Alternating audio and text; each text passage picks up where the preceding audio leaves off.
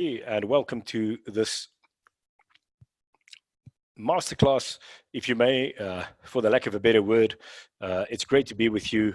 We are talking about mindset and the neuroscience that underpin mindset, if you may, this evening in South Africa. Good morning to all of you in the US and elsewhere in the world. It's great to be with you. What a fascinating topic. My name is Etienne van der Walt. I am the neurologist, in-house and in-house neuroscientist with a number of other neuroscientists at Neurozone. And we are all just completely fascinated with this whole topic of how neuroscience can be applied to enhance human capacity. It's all about high performance when it comes to Neurozone. High performance sets you up for high performance and to provide high performance readiness by building resilience, because they are more or less the same thing. And of course, then preventing burnout in the process, which is a wonderful byproduct of high performance coaching and of high performance development and readiness, which basically gives us the platform for the mastery of our skill sets and competencies. And of course, along that road in Neurozone, we've been working on developing what we call the behavioral code for high performance, a code which provides us with an understanding of what behaviors are the most important now to move us away from burnout right into the high performance readiness state. My apologies, I have a slight cold, so I might just mute myself from time to time, but I'm sure you'll understand this. If you cannot hear me, please just let me know. Let me just check. Can somebody just say whether they can hear me? All good? Yes, great. So it seems that the problem is on the other side. Wonderful. So everybody can hear me. Thank you, everybody. Wonderful. Thank you. Thank you. And so what we are going to do today is I've been a little bit naughty. I've actually started studying this topic and looking at everything around mindset and realized that it's really, you can't really talk about mindset without speaking about quite a number of other entities that have been around in the psychological world for quite a while, right? Especially in the world of coaching as well. For example, beliefs, these terms come into play, these themes and constructs, if you may, words that we give for constructs that are way, way bigger and more complex than the mere words and the descriptions that we give for it. Therefore, the challenge we have with language, trying to explain very complex constructs. But I thought it might be of real value to just share with you not only mindsets, but speak to you about more than that. And really look at what does the neuroscience say about mindsets. Is there another approach, a different approach? I mean, you are all experts in the field, understand coaching, you understand human capital. So I'm going to share a number of thoughts with you just to lay the table, which will be old news for some of you, and wonderfully so, because as you know, repetition is a great form of learning. But I will really just dive into the topic right from the sort of psychological descriptions, and then I will go into a bit of neuroscience and then talk a little bit about the Neurozone applications. And so let's dive into this straight away. As always, I'm going to share a screen with you. Just for, once again, remember to leave your questions and your thoughts in the Q&A section, which is at the on the bottom bar of your screen. Under the Q&A, you'll see it in the center of the bottom bar.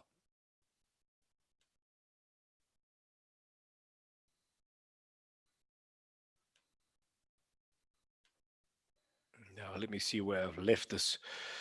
I think this might be the one. Absolutely wonderful. And so I started out with this idea of mindsets and a Neurozone perspective.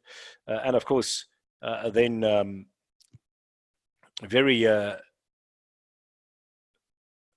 quickly it moved right into the space of the following.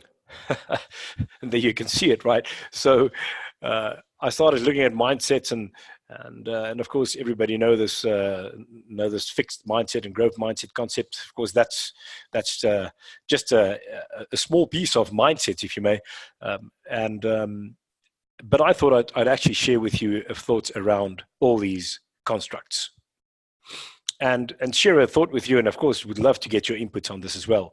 It's a great learning experience for me.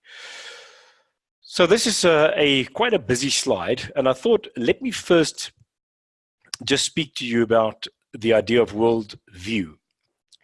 And these this information comes from Wikipedia and from other resources which we find on the internet.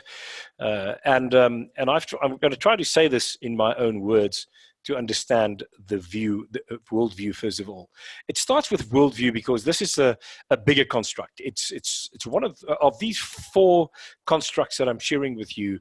Worldview is the overarching construct. It's a set of beliefs, and it's a set of so if you think a belief system, there are a variable amount of belief systems, and these belief systems collectively make up our world view. And then, of course, there are different worldviews as they've been defined by a variety of scholars in this field over time. What is important to understand about a worldview is that it is a set of beliefs or core value choices. Remember the word value. Once again, it is a value choice. It means that our brains make an assessment of what is out there, and what is out there in our view of the world, the external environment, and we use these, we make a value and then assign value, and the deepest value we assign to those core components that we deem so fundamentally important are those core value choices. It's also called the axioms, and there you see that. And they form the basis, as we said, for every single logical conclusion I make. It basically is not something that I actually argue for. So it's actually the departure point. So a worldview is where I argue from, as opposed to arguing for that. I don't argue for my worldview. I really argue from the worldview and within that construct. And interesting, just the term cultural relativism, referring to different worldviews that are not actually concilable. And so, people have different worldviews. They have different views of how the world works, ideologically, religiously, and even philosophically. So these are all different types of worldviews, and we'll get to that in a second. But you can see that if it's irreconcilable, we have something called cultural relativism. And of course, we see that a lot today in this global world.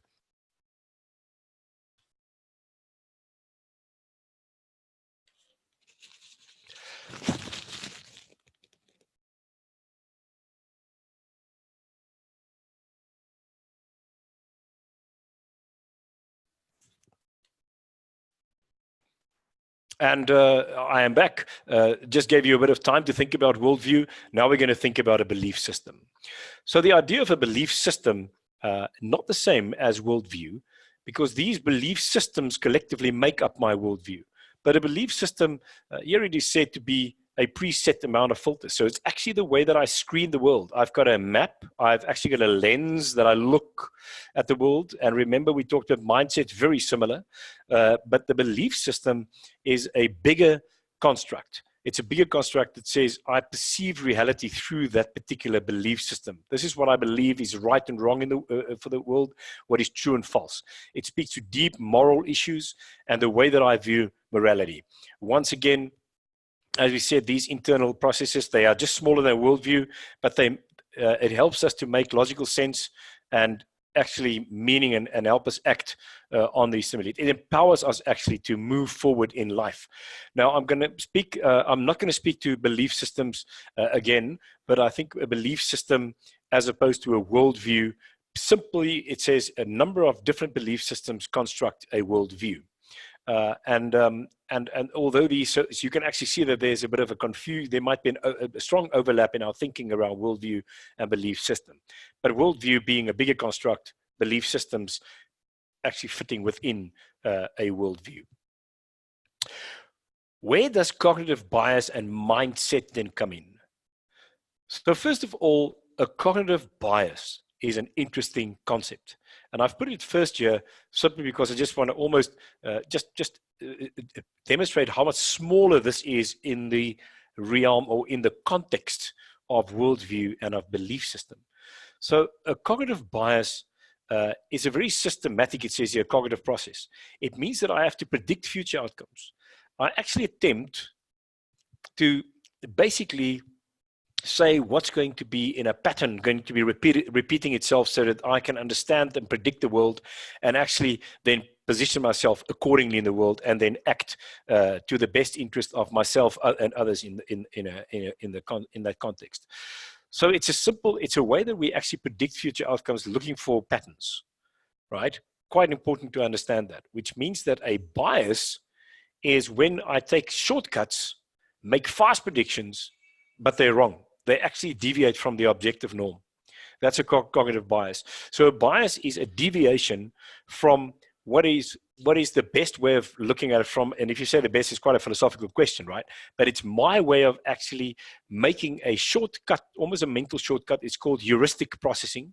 So the heuristic processing is a mental shortcut, and this has been well described by Kahneman, and a few of his co-workers, Daniel Kahneman, in the sense of describing how we make mental shortcuts, heuristic processing, and of course that bias is a deviation from an objective norm. And I'll show in a few examples to you as well. The fourth component that we actually want to speak to is mindset itself. And this brings me to this idea of a mindset. So a mindset is an assumption. We said it's the view that we have of the world. It is the memory construct that says I already have certain assumptions that I make, and methods and notations that I hold about the world and the way we are and the way things actually operate. And we can do it as individuals, but also within a group context. And of course, if it's very firmly held within a group context, it can lead to this concept called mental inertia or groupthink. And so I know you do work quite a bit in your group coaching, when you think about groupthink, this inertia that leads to low effectiveness because of the very fixed outcome that you will find if there is this inertia and a group mindset, that where people within a group get stuck. Of course, biases playing a role there as well. So the mindset is something which is a much more direct internalization of what is out there, of my own capabilities, of my own application in life.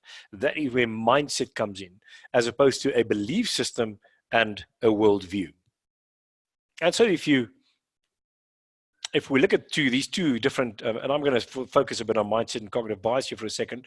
If you look at mindsets, there are different types of mindsets. I'm going to give you a few examples of mindsets and a few examples of cognitive bias, just so we can actually just get our minds around it.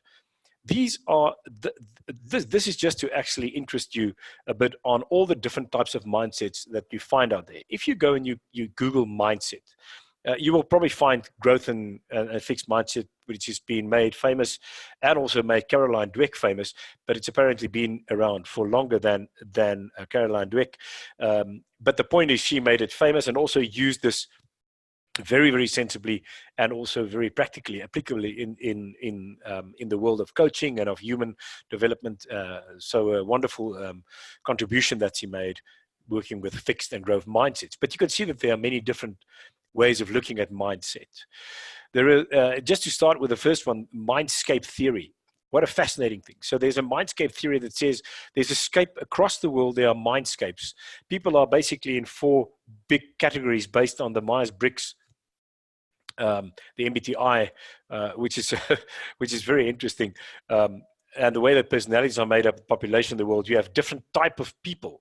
These hierarchical bureaucrats who have a natural selection-based thinking, and they compete and say there's a natural selection, there's hierarchical fashion, and that's the hierarchical bureaucrats. They're the independent princes, who says there are individualistic chaos and slow decay of the world. And we just can't go into all of that. I found it fascinating reading about the way that they actually suggest that people have different mindsets about how they actually have to apply themselves in the world.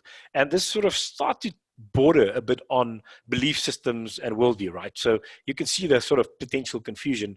And it, once again, with apology and being very apologetic about the way we use words for very, very difficult constructs, always some kind of a confusion there. And then they talk about the social reformers, and they talk about the generative revolutionaries. Now, I personally know what I am.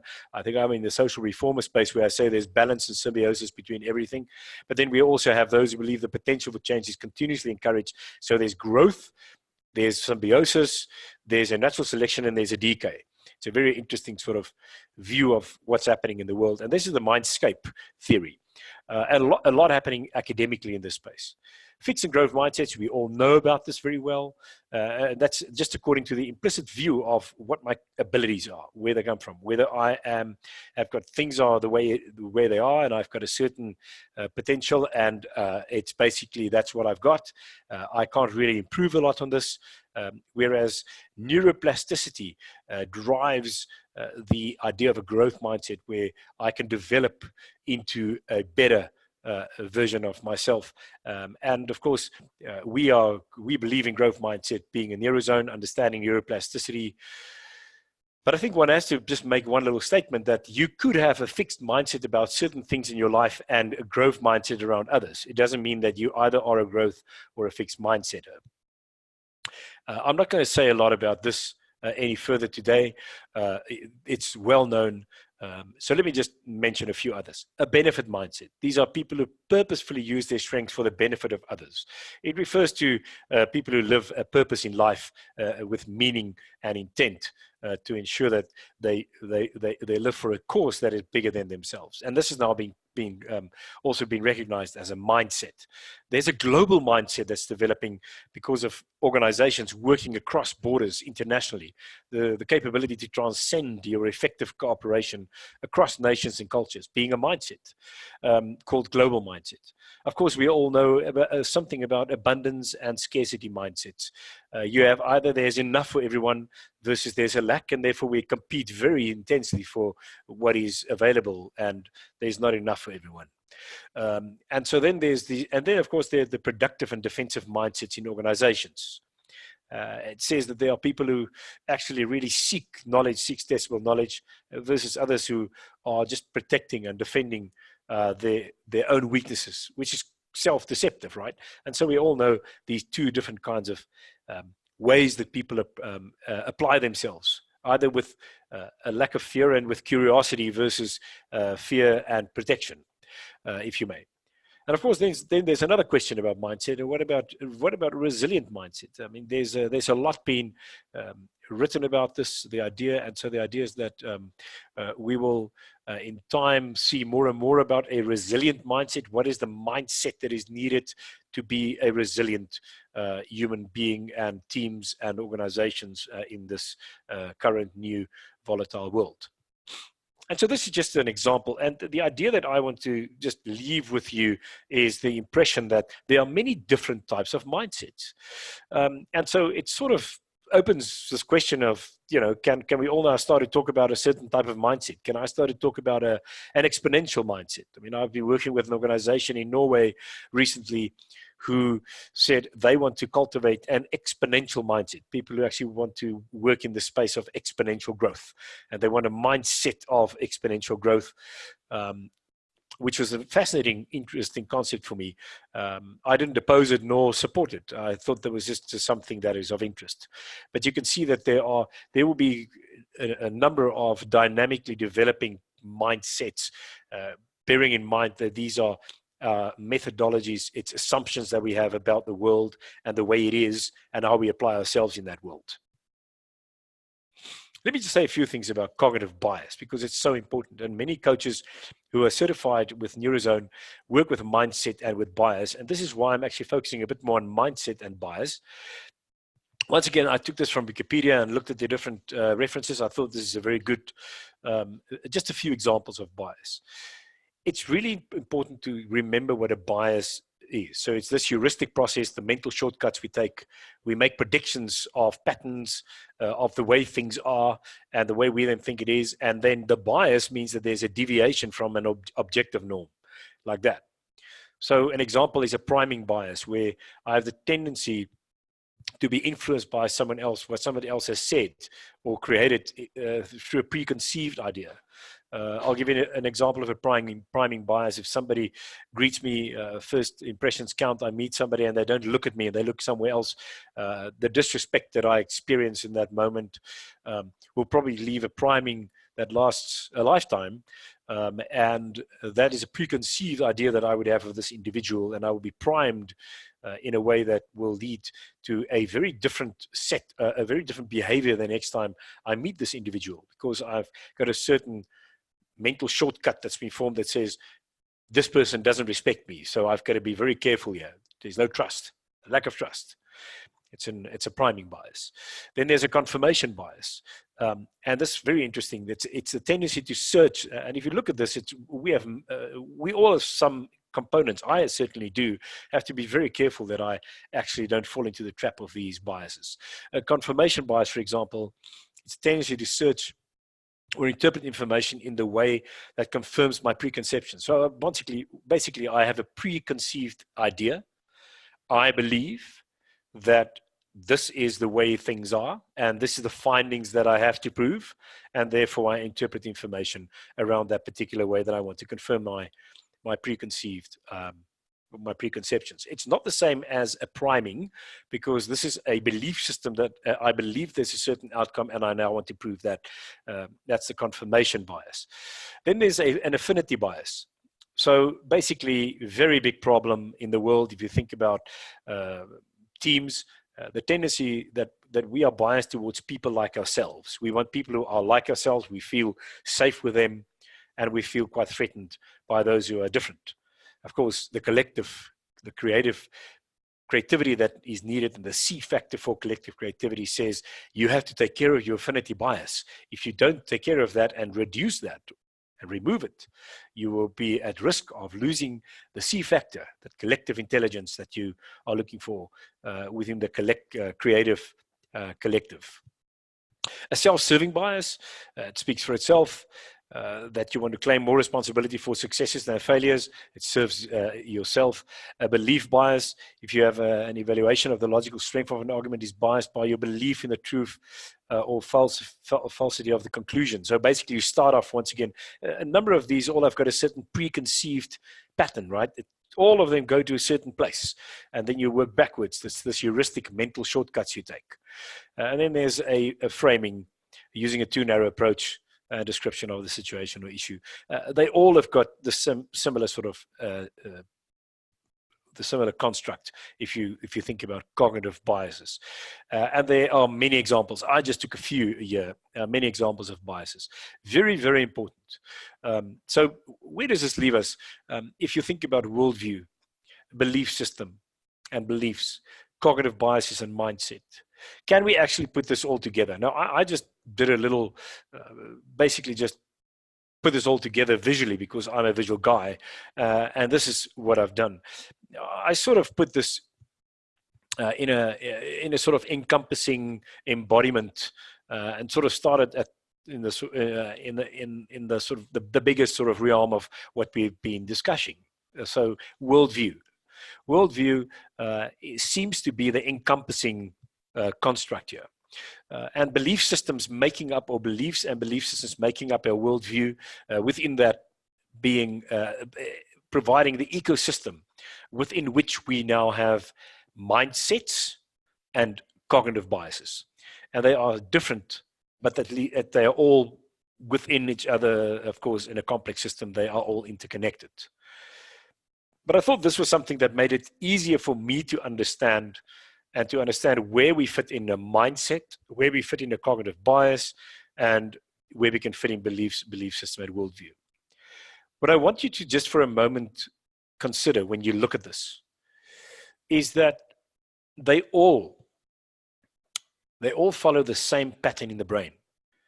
The brain assigns values to incoming cues, and the value that it assigns based on the construct determines what we call worldview or belief systems.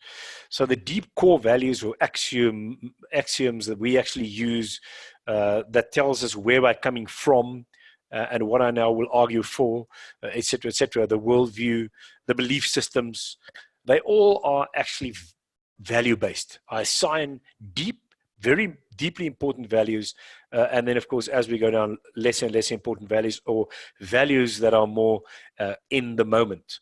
For example, a bias is something that happens in this moment, but it always happens within the construct and the larger context of a worldview, a belief system, and so on and so forth. But they are different in the sense that they are utilized and actually expressed in different ways, talking about does the ecosystem look like, what does my own capabilities look like, and what is my application within this particular challenge that's in front of me. I think it's important to understand this and to try to understand this when we talk about Neurozone as well. Where does Neurozone come in when you talk about this? And in fact, there are components of Neurozone that speak to these particular constructs, but by and large, these constructs are constructs that are explained by the way we explain, but we don't actually put that necessarily into the current behavioral code. And I think that's also useful to just remember that. Now let's take another approach. And this approach that I want to take is to take you into the brain again, because, hey, I love the brain. You love the brain, I'm sure. And I want to share with you a different way to actually look at what happens in the brain when you think about worldview, you think about belief systems, you think about mindsets, and you think about cognitive biases, you think about value that's assigned. What happens in the brain? And to understand that, there are a number of themes, again, that we have to understand. And we've been talking about this in Neurozone quite at length. But I want to go into a little bit more depth today into this map, the map that the brain has, the map that you and I use to compare every single incoming cue, unconsciously and consciously, and as we said, vastly unconsciously, to compare every single incoming cue with this map and to assign the value based on the map to guide us safely through life, to avoid threats, and to maximize rewards. And this map is basically a very, very complex set of memories. It's a set of knowledge. It's basically our knowledge of the world, of ourselves, of everything that is and everything that we are within that. It's our construct, it's our understanding of the people around us, of teams, of groups. And it's all effectively built up mainly based on threatening experiences in our lives and the lives before our lives, our ancestors, the DNA that we inherited from our tribes, right from many moons ago, if you may. Our ancestors have bestowed us with certain DNA that form certain neural constructs and neural circuits that form deep memory, which basically just provides us with certain behaviors. And then there are, of course, the memories that are more recent, those in our lives when we were born, when we grew up, and the experiences that are more emotionally important, meaning that they were more threatening or more rewarding, but of course, way, way less important. So those form the memory maps and the guide that guide us through life. And this particular map, if you think about the map, provide us with a worldview. The map provide us with a belief system, and the map provide us with mindsets and with certain cognitive biases. If I say it's exclusively that, then I'm wrong. It is not exclusively that. There are other components. There are other components or constructs that are also important when you think about what drives our behavior. It's not only the map and our own assessment and value assignment of of incoming cues. It's also something called attitude. And when you think about attitude, I'm going to actually add another little layer a bit later, but that's coming a bit later. And that's also where a lot of Neurozone is working. But let's just consider the map, because we are on this map and we are talking about memory. And so let's just have a look at what the brain does with memory. I'm going to just take a little quick break and I'll be back in 10 seconds.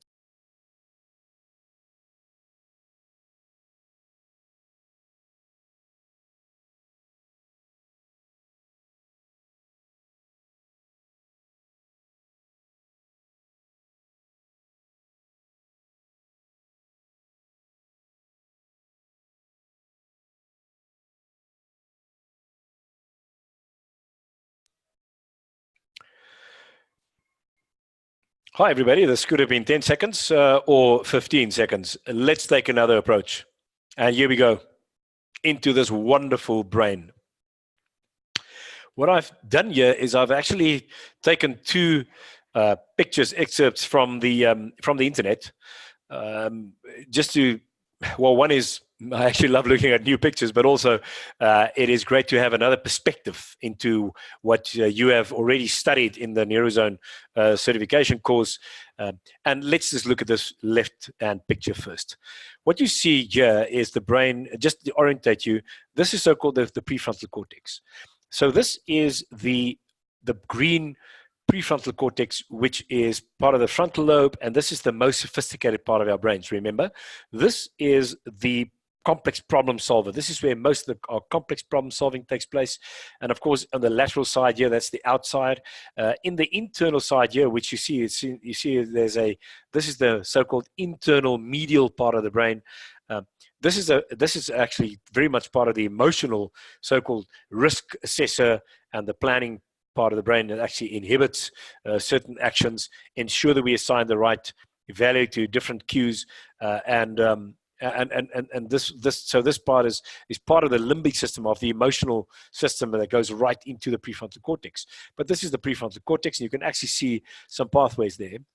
If you look at these structures there, you'll see that they are C-shaped. In fact, you can see them there as well. These C shapes. Remember, a C-shaped structure that borders the brainstem. Bordering the brainstem is called limbus, and so the limbic system borders the brainstem. And so this is the limbic system that you see there, and going right down there and there.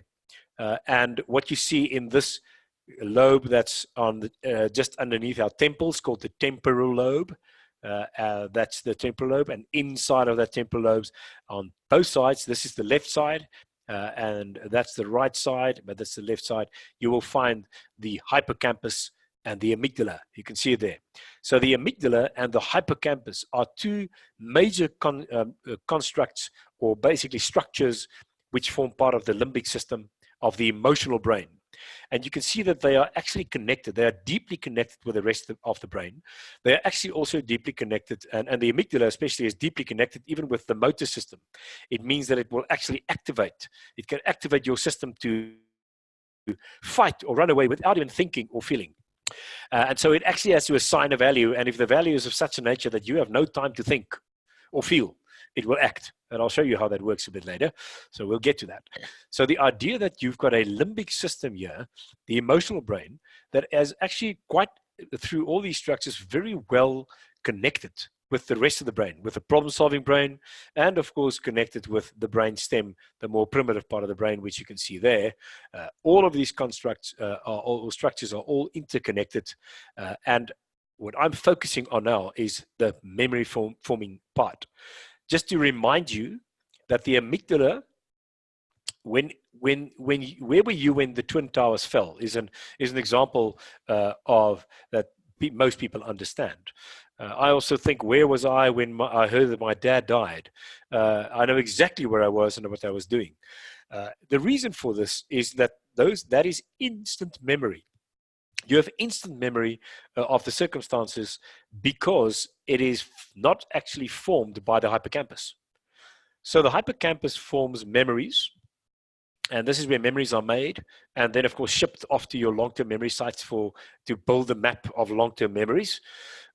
This is throughout your life, and the amygdala actually remember the most emotionally important memories. It doesn't actually take time to go through the hippocampus. It's quite a fascinating process.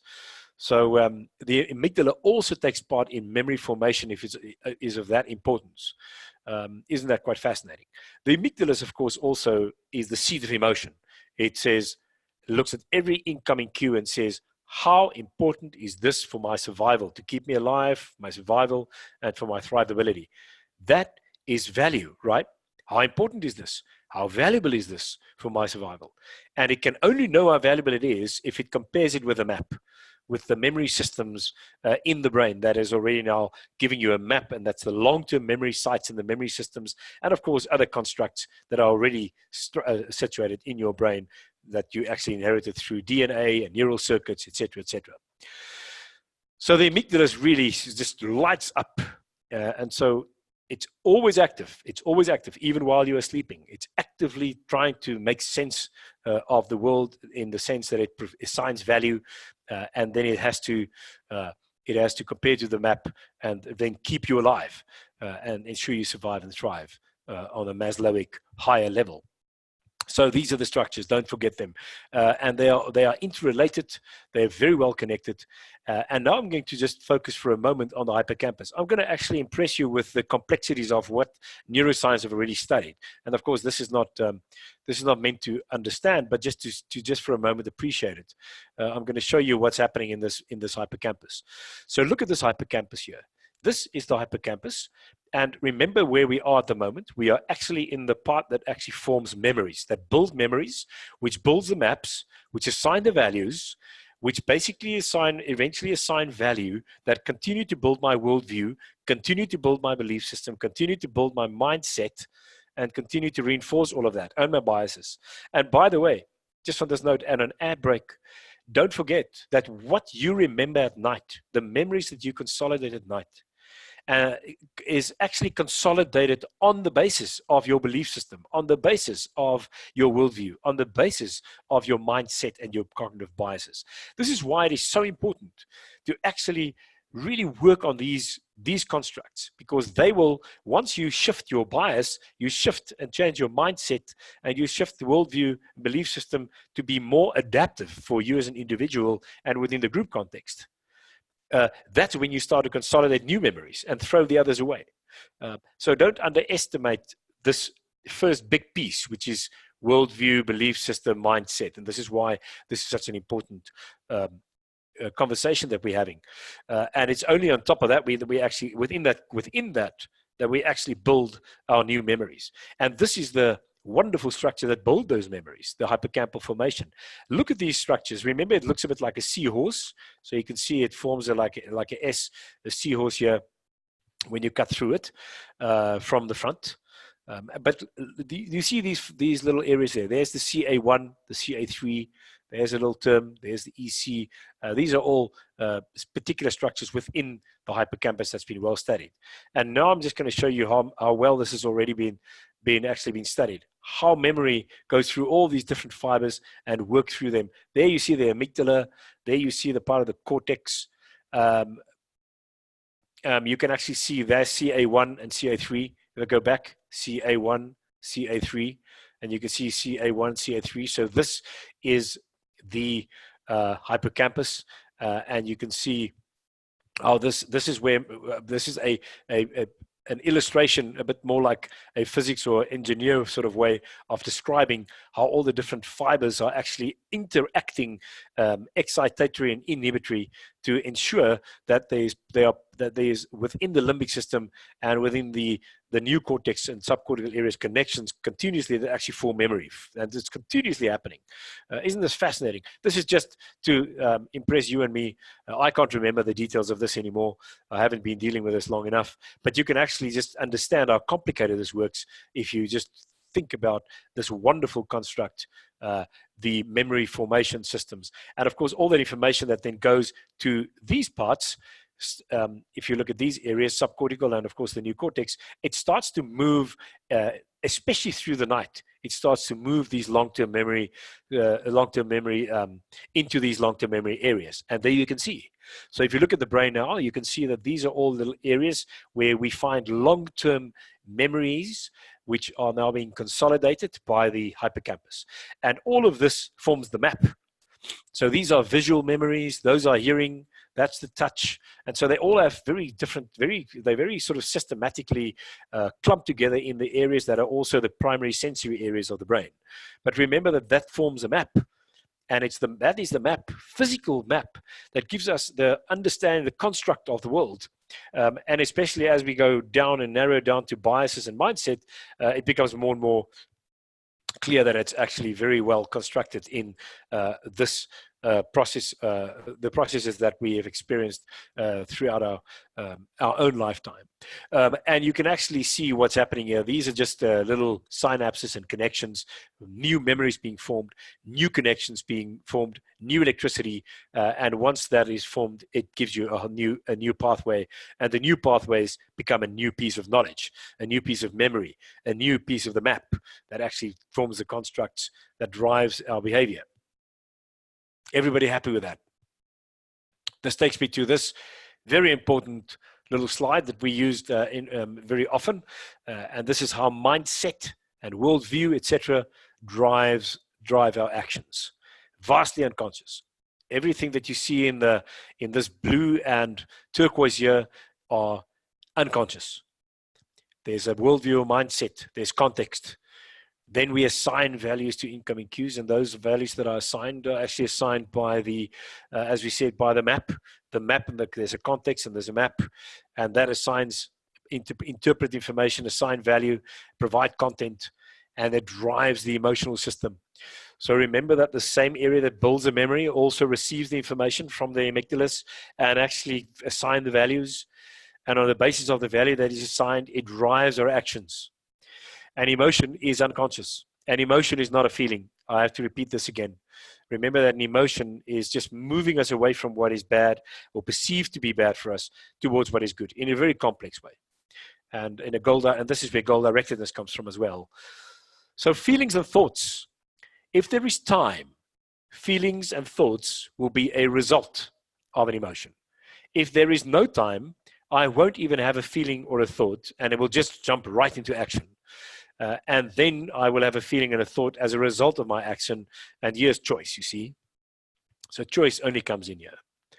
And this is, of course, why mindset, worldview, belief system, cognitive biases are so important for coaches to understand, to say, listen, we have to work on these constructs and really try to understand, help our clients to understand what is my worldview, what is my belief system, my beliefs, my mindsets, my biases.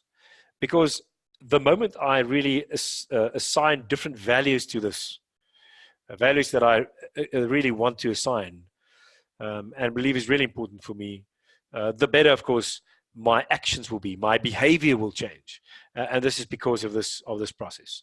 And you can see that we've been talking about this just in the beginning. Then we talked about this emotional system and said it's all in the brain. And this is how the brain then drives these actions. In fact, I'll show you how the brain drives an action. If you look at this particular slide, you've got a threat. So this individual is walking there. You can see, oh, there's a snake. He sees the snake. The information goes right through this, something called the visual thalamus. It actually goes into A very quickly. So this pathway is a very, very, very quick pathway. Right to the amygdala that says, oops, I'm assigning a value, and there's no time to think about this or to feel anything for this. I just have to act immediately. It activates through this pathway, actually activates a muscle. There you can see the muscle. This person is being activated, and it starts to either run away or jump away from it. In this case, it will jump away from the snake without thinking. And then this pathway to B, which gives you the vision and this feeling, is a slower process. So this is very quick, and this is very slow. I'll take you back. This is very quick. This is the one that's gone right into the legs, and these are the slow pathways. So you can see this was A, and this was B. Can you see? This was A, and that was B. It's all in the brain. It's quite fascinating how it works. And it's all through the amygdala that says, I'm going to hijack this process, and actually, you're going to actually act now without thinking or feeling. Your emotional system is just going to activate the whole system. There's no time for feeling or action. And this is an example of how this wonderful system works. And of course, if we have more time, we don't have the snake here that is actually challenging our lives, but we might have serious challenges here when it comes to worldview, belief systems, mindset, cognitive biases. I have a little bit of time, and I'm just going to add one more thing, just one more layer to this conversation. If you think about worldview, belief system, beliefs, cognitive biases, and mindsets, there is one more construct that is being shared, I think, quite widely, and about a year ago, I came across this the first time in conversations in the US, and subsequently, of course, there's been a lot of conversation. Not that it originated in the US necessarily, but I probably did. It's this idea of heart set. And so heart set, in this sense, speaks to my attitude. It speaks to my deep purpose, my curiosity, in the way that my attitude towards everything and everybody around me. And this attitude also speaks to the way that I actually exercise compassion and empathy, the way that I actually work within the collective. It speaks to heart set. That's a broad term. It sounds a bit woolly, of course, and so it is. I just want to ensure that we don't leave it out, because heart set doesn't actually, I think in this particular suggestion, I suggest that it actually encompasses everything. It has an effect on my worldview. It has an effect on my belief system. It has an effect on my cognitive biases and mindset. Heart set can also speak to connected. If you think about a heart set, you think about compassion and empathy and gratitude towards myself and others. And towards the interconnectedness of everyone and everything. It speaks to being reconnected if I am disconnected. So the connectedness with life and with people around me, with myself, and of course, therefore I put it around in that way. And in fact, if you think about the Neurozone system, there are quite a few things in the Neurozone system that actually speaks to heart set, purpose in life, my values, my self-worth. I'm not going to, not necessarily mood state, but if you think about your ecosystem, the bonding and belonging and making a meaningful contribution, and the way that we actually assign energy to achieve our goals aligned with a higher goal, which is speaks to purpose in life. There are a number of these components in the Neurozone system. Think about gratitude, compassion, empathy, cognitive empathy, effective empathy. Think about once again about social safety, bonding, belonging. All of these components speak to what I would say in this particular set, to heart set. So why am I actually putting this up? And I'm going to actually stop at this point. I'm putting this up because we had quite a what I found very, very pleasing conversation around worldview, belief systems, beliefs, cognitive biases and mindsets. We spoke about the neuroscience behind it, the memory systems, and how the brain assigns value to incoming cues, and why it's so important to have this well aligned. And if you think about it as coaches, this is critical for transformation. This is critical as a transformative component, the so-called ontological coaching. Heart set as well actually starts to become part of that process as well. And it's in the heart set side where you start to encounter a number of the behavioral code components, the sub-drivers that drive behavior for high performance. So you can actually see there's an alignment, my view, the way I actually internalize information, that's important. And then there's the constructs of the ensuring that I'm high performance ready within that alignment. And that speaks to heart set, and then of course to a number of other components which speaks to the whole high performance code, the wellness rhythms, the problem solving capacity, etc., etc. And I thought that's a way to actually just put it all together, if I may. I'm going to stop at this point and see if we can actually look at a few of the thoughts, questions, and answers. I see that there are a few chats. I'm going to first of all see if I'm first of all going to go to the Q&A and see if I can actually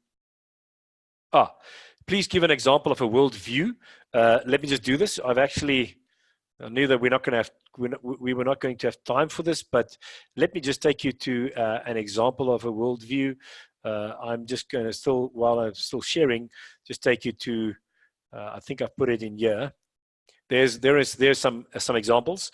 The traditional worldview, for example, the modern worldview, the postmodern worldview, and integrative worldview, a worldview of how the world is constructed, how we should relate to each other from an economic perspective. Attitudinal worldview speaks to somebody who's very optimistic about life in general. So I found that quite confusing because it speaks to heart set as well. Philosophical worldview, the way we think about life in general, as opposed to ideological worldview that speaks more to the way we actually believe in the economy, rules of economy, of exchange and fair exchange, systems that are set up from that ideological perspective. Religious worldview, a very good example. Do I believe in a God, entity, a deity, or deities? Do I believe in my own relationality to a God or not? How do I believe about what are my religious beliefs? What are my beliefs in terms of deity in the self versus deity outside of the self in the other? These are all constructs that speak to worldview. And belief systems, as you can understand, actually form part of, start to back into the worldview. I'm going to just stop sharing there for a second so I can actually get back to the Q&As. So let me just go to the Q&As. Yeah. There's another question here. Where do you fit limiting assumptions? So limiting assumptions, I think that fits within, once again, these are overlapping thoughts. My thoughts would be, and it'd be great to hear your thoughts as well out there, but I think limiting assumptions speak to a mindset. Mindset speak to our own assumptions of how the world is in the more in the day-to-day living, and how we apply ourselves within that, should apply ourselves within that world. For example, abundance versus scarcity, fixed versus growth. What are my abilities? How much can I actually grow or learn from this? Or to what extent do I actually just hire and fire people? That's another example if there's a fixed mindset. Limiting assumptions. These are assumptions that limit my effectiveness. So whether this is a scarcity mindset, it could also be biases. So I'd have limiting assumptions that my biases, if I actually want a particular outcome already, I have a certain mental shortcut that gives me a certain bias that will prevent me from arriving at a better outcome. I would assume that's another limiting factor. So biases and mindset in that sense might be an overlapping component. I'd love to hear your thoughts on this. Where in these mindsets is what I'll name self-mindset. Use my strengths for myself because it comes from my purpose, my personal charisma. I express it to myself and others. So this is a question that that probably speaks. I haven't seen this, and I would assume that can be described as a mindset. I haven't come across it, and as I've explained in the examples of mindset, that these are just examples. I'm pretty sure that there are many more mindsets that will be accepted as constructs in time. This also speaks a bit to a bias, which is more a self egocentric biases that ensure that I actually achieve what I want to achieve as opposed to anything else. Although, I'm sorry, Len, I'm actually wrong here. I see now, I now see what you mean. It's not actually about myself as an egocentricity. It's about utilizing my strengths because it comes from my purpose, my personal charisma, and express it to others. So there's purpose in this. There's a particular, I think it falls within the mindset that speaks to benefit. It's called a beneficial mindset. So a beneficial mindset says that you actually work towards the benefits of others. It's a newly described mindset. Have a look at beneficial mindset. I think that's where it fits in. Is there a difference between mindset and paradigm? What a good question. You know, I think this is where we have got very much interrelated terms. I think a paradigm, if you want to make a paradigm shift, speaks to the way I view particular parts of life that is maybe overlapping with the world, with belief systems.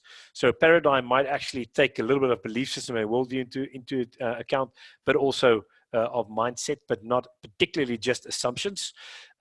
So I'm pretty sure that a paradigm shift also could be a mindset shift, but it might also be a worldview and a belief system shift. I am not sure, Karina. I think that might be where it comes in. Let's leave that one for a second, and maybe you want to have a look at that yourself as well. Given we all have cognitive bias, does that become the important driver for co-creation? Team up to minimize cognitive bias? I think that is a very good point. And exactly, I think that's another way of actually understanding that the collective comes up with a better result, not only because of a better solution, simply because of a higher C factor being the capacity for complex problem solving, but also the capacity for ensuring that we arrive at the most appropriate solution from the context of the group within the belief system, within the worldview and the constructs that are around us in that sense. So it's not only bias, but actually everything else. I think that makes sense. Does HeartSet talk to ear coherence as described by HeartMath Institute? Electrocardiography energy, that's a very good question. My answer to that would be it's still not completely clear. We do know that the heart is very well connected, the way the heart works, and there's a lot happening in the heart that actually also speaks to what happens in the amygdala. There's a clear connection. The amygdala being the seat of emotion. If it's overgrown, you will have more coronary disease, or at least spasms, and risk for coronary heart disease, for example. So it's you have to look after the amygdala to also look after the heart. And so that connection, in that sense, also having heart neurons in the so-called heart brain, they are connected. And so I wouldn't be surprised if we can actually explain this in better ways. I don't think it's good enough explained yet, and we're sort of in the early phases of understanding the coherence and what it actually implies for HeartSet itself. But I think there has to be a relationship, but we can't prove it yet. Is there anything brief that can be said about the relationship between mindset and affect, the expression of emotion? You mentioned mood state. Yes, that's a good question. So I think when it comes to mindset, the expression of emotion is probably more in the realm of HeartSet. I think that's where it resides. It also resides in the attitudinal, or your attitudinal worldview, as opposed to a particular mindset that has been described. If you look at the current descriptions of mindsets, and those are not all of them, I think it's probably better to describe your emotional expression more in the context of a HeartSet that lies in the attitudinal and the connectedness and the sense of being connected. By the way, on that point, the reason I also talk about connectedness is, as you know, depression is now more and more described as being disconnected. The disconnectedness, the loneliness, disconnected from self and others, being a state of depression, another way of explaining that. So a healthy mood state, interconnectedness, connectedness with the self and others, ensuring that we have that social safety from the ecosystem from which we can actually have higher goal achievement. And that speaks to HeartSet. Is there a capacity to memory, and what is its measurement? This is I'm just trying to understand the question well. So memory capacity, the brain has an incredible capacity for memory. Will you ever fill up your memory space? It's highly unlikely. In fact, I would say no. Remember that fortunately the brain also has an active forgetting machine. It means that at night you actually clean up a number of stuff. You actually actively forget numbers of components that you actually don't need to remember anymore. And so it continues to actually open and keep the hard drive clean. It's got a capacity for memory that is, in my opinion, at least at this point in time, not saturable. And the way to measure it, I don't know. This is, then a final one, is the snake and the run hardwired into all brains at birth? For example, are we born with metaphorical software, so to speak, running on the brain hardware upon which we build a worldview, like loading new software, etc., one of which might be the rational overcoming of the fear of snake? let me read this again. Is the snake plus run hardwired into all brains at birth? An example, are we born with metaphorical software, so to speak, running on the brain hardware upon which we build a worldview, like loading new software, etc., one of which might be the rational overcoming of the fear of snakes? For example, so do we have hardware that are well developed, and can we override that hardware with new software? The answer is it has to be possible. Certain hardware cannot be overwritten and should not be, because it's not good for us. It will reduce our survival rate and staying alive. You think of the those crazy people who practice extreme sports. You could probably argue that that's a sort of bordering on pathology, in the sense that it's software that's overriding a piece of hardware that's actually good for us to keep us safe.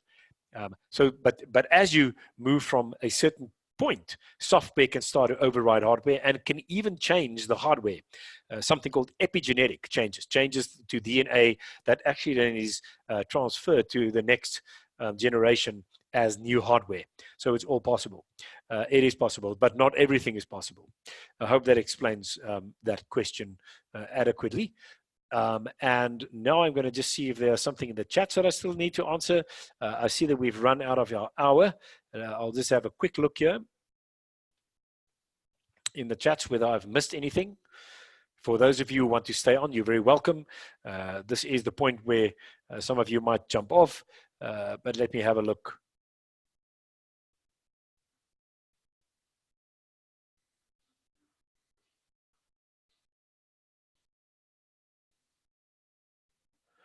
I went through this.